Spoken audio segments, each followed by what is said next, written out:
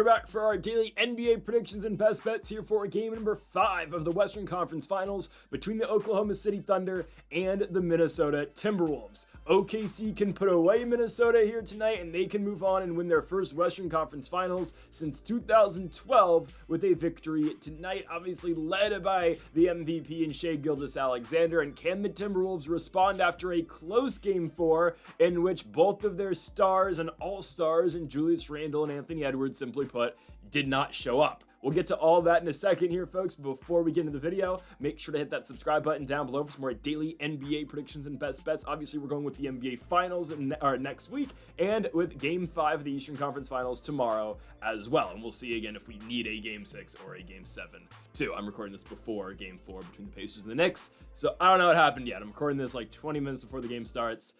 Let's hope the Pacers blew them out. We'll see. Anyways, folks, make sure to join us for our daily MLB Best Bets posted at 6 a.m. Pacific and 9 a.m. Eastern on the channel daily, as well with our UFC predictions.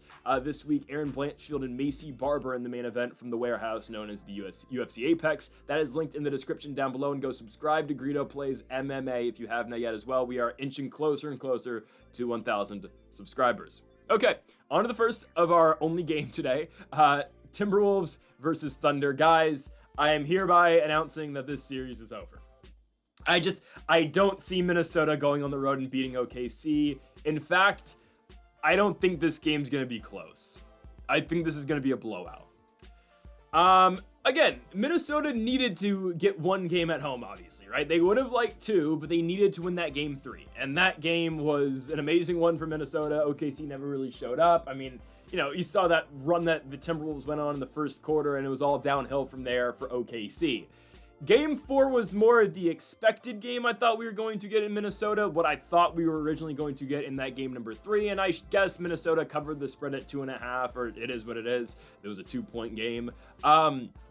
But Oklahoma City made some big plays at the end of that game and in clutch time, and a lot of credit has to go to Jalen Williams, who sunk 2 huge threes at the end of that game. He goes 6 for 9 from the three-point line. J-Dub with 34 points. Did not even lead his own team, though, in points, because the most valuable player of the league, Shai Gilgeous-Alexander, with 40.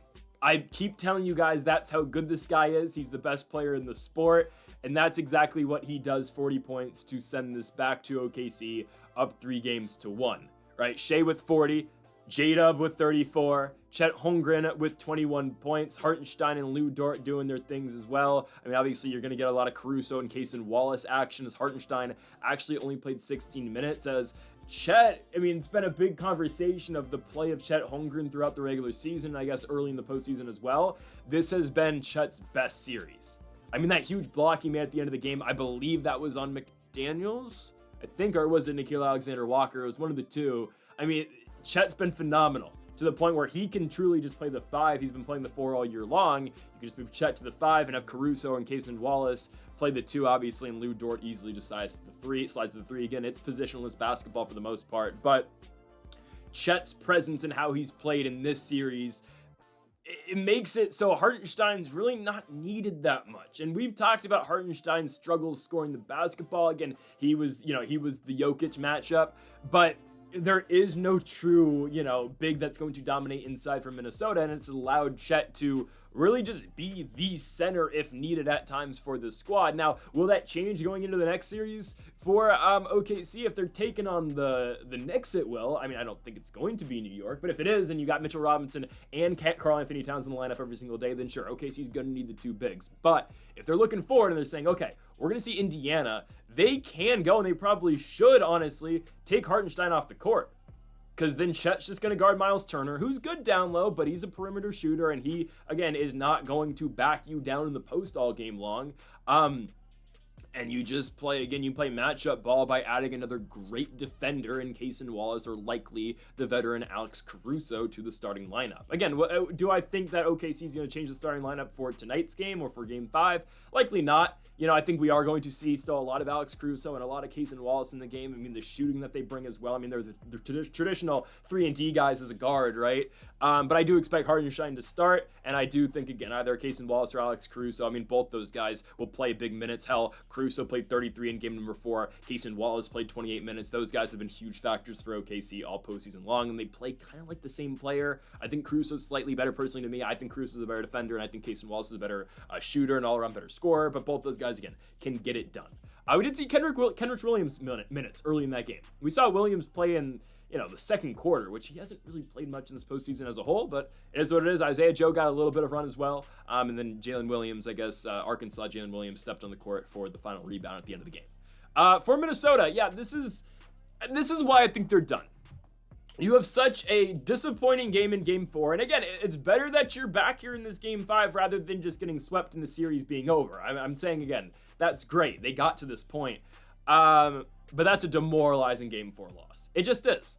Because of the way your stars played. We spoke at lengths and we praised Julius Randle after his Game 3 performance. And I said, if Julius Randle continues to play like this, it's a different series. But Julius Randle reverted back into New York Knicks postseason Julius Randle and just all-around postseason playoffs Julius Randle. In Game 4, Randle goes 1 for 7 from the field, 0 for 3 from the three-point line at 5 points in 28 minutes. The bigger problem is actually Anthony Edwards. For as much as that sucks with Julius Randle, and he definitely needs to be better than that, the Timberwolves need Anthony Edwards on a nightly basis. And Anthony Edwards scoring 16 points and only taking 13 shots, that will not cut it. And 1 for 7 from the three-point line. Again, Minnesota needs more production than that. Jaden McDaniels was their highest scorer in the starting lineup. McDaniels goes 9 for 15 shooting. He goes 3 for 6 from the three-point line. Hit some huge shots for Minnesota, man. Jaden McDaniels kept that team in the game with him and 2 other guys off the bench. We'll talk about them in a second. But McDaniels, man, with 22 points, he was phenomenal. Obviously, the 2 bench guys I'm talking about are Dante DiVincenzo, but especially Nickeil Alexander-Walker, obviously cousin of Shai Gilgeous-Alexander. Alexander Walker was great, man. 23 points, 9 of 15 from the field, 5 for 8 from the three-point line. Same exact three-point tally, I guess, as DiVincenzo, who went 5 for 8 as well, had 21 points. Naz Reid did his thing as well. And simply put, the Timberwolves are not in that game in Minnesota if it's not for the production they got out their bench unit. Their bench unit was phenomenal, and if Ant played a better game and if Julius Randle played a better game, we might be talking about a different narrative here. But I think the biggest thing for me that I got out of Game 4, the 2 biggest things was Shai is everything that we say he is. All right, he's that good. He can get to the basket. He's an automatic bucket from the mid-range. He can get to the free throw line, as we know. And Doris Burke, don't get me started on Doris Burke. She's talking about World War II with Germany and France. And she's talking every time she gets a chance, she says that Shai's a free throw merchant. It's ridiculous. We've heard it more than twice in this postseason series that Shai's a free throw merchant. We get it. Why does Doris Burke have a job? Send her to the WNBA. I'm serious. And that's not a demotion. Totally. Just get a legend of the sport commentating WNBA games. Anyways, Caitlin Clark she's fire. I think she's hurt 2 weeks though, so it is what it is. I think Nafisa Collier, I'm pretty sure, is pretty solid, right? Like, I'm getting in my WNBA bag here of knowledge. I'm not doing WNBA predictions, though, guys. I just can't do it. Anyways, I think OKC's got this one in the bag, right? You look at the line for this game. Thunder at -8.5, -380 on the money line. Again, I think this has all the makings to be like Game 7 that they played against the Denver Nuggets, personally, to me. Where OKC beat them 125-93, and again, that score was a lot closer than the game felt like. That was a big first quarter out the Denver Nuggets. They were winning by 5 at the end of the first, and then OKC just took over the game. SGA with 35 points, and the Thunder obviously moved on to this series right now in the Western Conference Finals. I just don't know what Anthony Edwards is going to be. I don't know what Julius Randle is going to be. Minnesota needs those guys to be excellent, because for as great as Alexander Walker was, and for as great as Jaden McDaniels was, and Dante DiVincenzo as well, guys, that is not a consistent presence that they're going to get every single night. Those guys are great, and they can be really good, as we saw in the last game. That's something, and I mentioned this, I talked about this a lot in the Warriors, not Rockets, but the Warriors Wolves series, about Draymond Green. And it's kind of a different thing, but hear me out here. When Draymond Green is hitting those 3-pointers and had a great game one in which Golden State won their only game of that series, they said, that's great, but that's something, and I forget where I heard this from. I think it was Dom2K I listened to. Great YouTuber, by the way. But regardless, when Draymond Green hits 3-pointers, that's great, but that's a luxury when Steph Curry's in the court. When Steph steps off the court and he's injured, then Draymond hitting those threes now becomes a necessity, and you need that. That's kind of what Minnesota is falling into here. It's great that Alexander Walker had a big night. It's great that DiVincenzo played well, and that Jaden McDaniels had a career night from three-point land, going what? Okay, so he was only 3 for 6. It felt like he was shooting a lot more threes than that. But regardless, though, that's great. But now, if Ant and Julius Randle aren't playing up to par, then that kind of becomes, all right, we need that to win.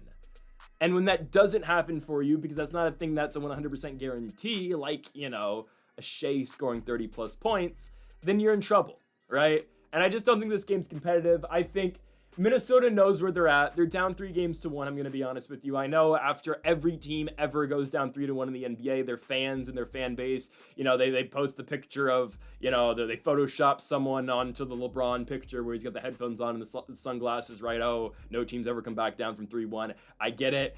I think Minnesota's done, guys. I just think they are. And this team now, back-to-back seasons of getting to the Western Conference Finals and failing. You know, last year, I don't know about you guys, I thought they were going into that series against the Dallas Mavericks, I thought they were going to win.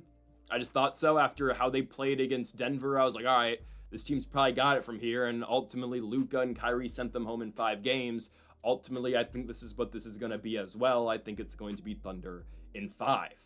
I think the way Minnesota's looking at it, you know, if you could get that series to 2-2, that's great. But you played such a close game 4. You know, you were right there. And sure, did I ever think that the Timberwolves were going to win that game in all fairness watching it? No, right? I always kind of felt like the Thunder were in control. I really had no doubts in my mind that OKC wasn't going to win that basketball game. But when you get that close and you ultimately fall short and now you're staring at a 3-1 deficit, I mean, that's demoralizing. It really is. Obviously, I expect Anthony Edwards to be a lot better. I expect Julius Randle to be better. Again, I think that Ant playing better is more of a guarantee 100%. But will it be enough? I just don't think so. Because you look at that bench unit. Is Nickeil Alexander-Walker going to play that well? Is Jaden McDaniels going to be that reliable hand in the starting lineup? Likely not, right? It's just that felt like a rarity to me and an oddity and an outlier. And ultimately, I do think the Oklahoma City Thunder just blow this team out. You know that arena is going to be popping tonight, man. It is. And SGA now is getting into greatest Thunder of all time category.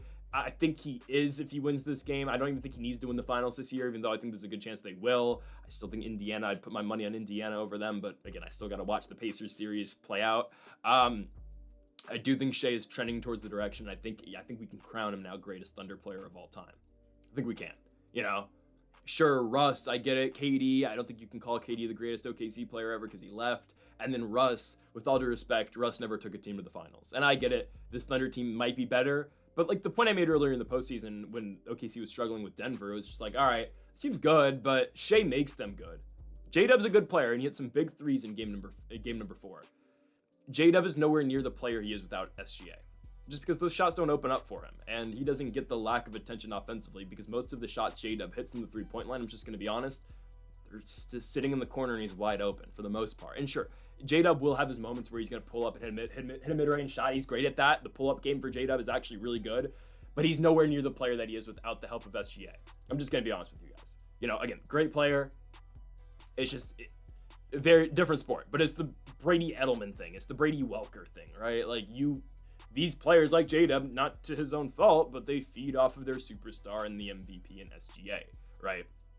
Anyways, I think the Thunder win this game, and I think they blow out the Timberwolves. I think this one's going to get away from Minnesota early. I think the Thunder obviously can feel it. I think Minnesota can feel it. I think both these teams kind of know where the series is at right now, and I think the Thunder are going to get it done. And I think this is a statement game, and I think it's a blowout game. Again, similar to that game 7 against the Denver Nuggets. The only difference, I don't think Minnesota has a big first quarter like Denver had in that game 7 against OKC.